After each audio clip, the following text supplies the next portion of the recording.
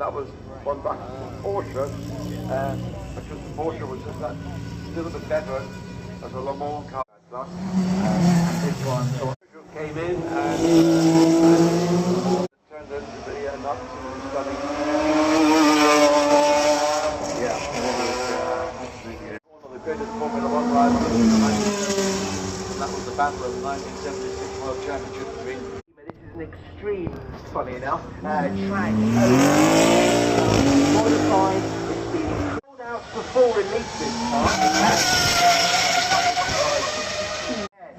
This is the UK Dynamic twin turbo V8. Still has that lovely sweet.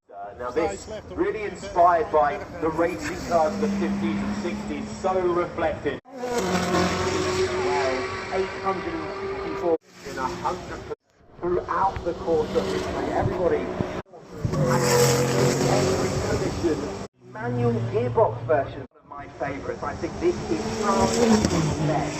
It's a V8 engine. Yes, you are, because I can see you. But 311.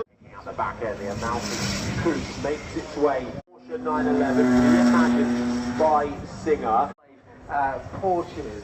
6-speed manual. Certainly is. It makes its way to A 3-litre V6. Over 1,700 hypercars. Ferrari. Le Mans. 1,100 RPM.